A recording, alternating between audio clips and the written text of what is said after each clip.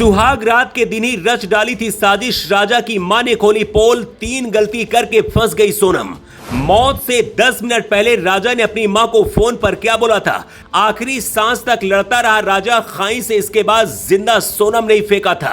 राजा की विधवा से शादी सोनम का पूरा हो जाता अगर ये प्लान, तो हीरो बन जाता आशिक राज कुशवाहा। राजा को जब खाई से फेंका गया उस दौरान उसकी सांसें चल रही थी, लेकिन दूर में खड़ी सोनम जोर जोर से चिल्लाते हुए कह रही थी, जल्दी मारो उसे। सोनम के प्रेमी राज कुशवाहा ने पुलिस के सामने जो कबूलनामा किया है उसे सुनकर आपको और ज्यादा गुस्सा आएगा।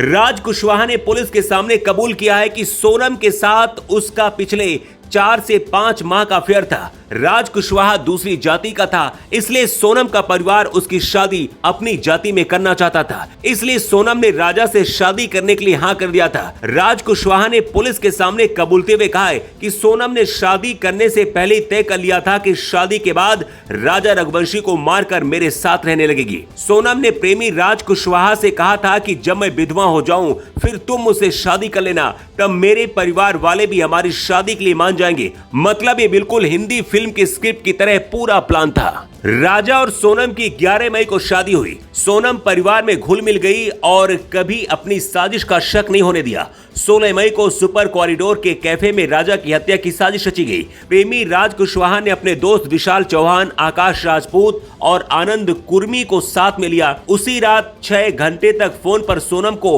हत्या की पूरी योजना समझाई। आरोपियों को 50,000 रुपए, एक कीपैड, एक एंड्रॉयड मोबाइल फोन और नई सिम दी गई। ये सब चीजें आरोपियों ने सोनम को दे दी। इसी नंबर और फोन से सोनम शिलोंग जाने के बाद तीनों के साथ संपर्क कर रही थी। प्रेमी राज कुशवाहा को जब सोनम ने 22 मई को शिलोंग के लिए निकलने के लिए कहा तो राज ने आरोपियों के टिकट कराए, लेकिन ऐन वक्त पर खुद जाने से मना कर दिया। राज कुशवाहा ने इंदौर से ही तीनों को डायरेक्शन देता रहा।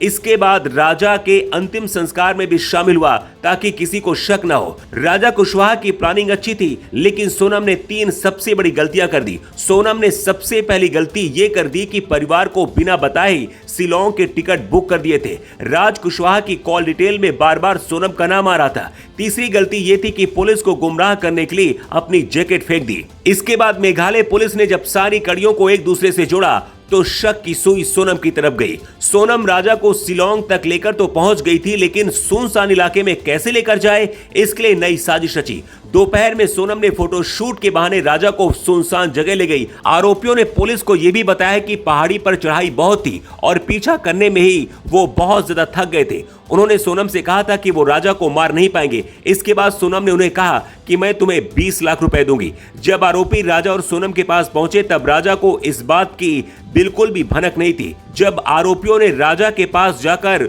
उस पर हमला किया तो राजा अकेले तीनों पर भारी पड़ गया और सभी को कूटने लगा, लेकिन सीने और सिर पर गंभीर घाव होने की वजह से राजा कुछ देर में ही जमीन पर गिर गया। आरोपियों ने कबूल करते हुए पुलिस के सामने बताया है कि मारने के बाद भी राजा की सांसें चल रही थी। खाई में फेंकने तक वो जिंदा था। खाई में फेंकने के लिए आरोपी राजा को उठा नहीं पा रहे थे तो सोनम ने खुद राजा को धक्का दे दिया और उसे खाई में फेंक दिया। आरोपियों ने यह भी बताया कि इस घटना को अंजाम देने के करीब आधा घंटे पहले सोनम ने अपनी सास यानी कि राजा की मां से बात भी किया था ताकि किसी को शक न हो। सोनम मेघालय से अपने प्रेमी राज कुशवाहा से मिलने इंदौर भी गई और इसके बाद बनारस पहुंच गई। नेपाल भागने की तैयारी में थी, लेकिन जब इधर प्रेमी राज कुशवाहा पकड़ा गया, सभी आरोपी पकड़े गए तो सोनम टूट गई और गाजीपुर में इस ढाबे में जाकर सरेंडर कर दिया। राजा की मां ने खुलासा किया है कि बेटे ने शादी के दौरान बताया था कि सोनम उससे फोन पर बात अच्छी तरीके से नहीं कर रही है। इसके साथ ही प्रेमी राज कुशवाहा ने भी कबूला है कि सुहाग रात होने से पहले ही सोनम और उसने राजा को मारने का प्लान बना लिया था। राजा एक अच्छे घर से था, कमाता था, दिखने में अच्छा था, लेकिन सोनम ने कोयले की खातिर हीरे को खो दिया।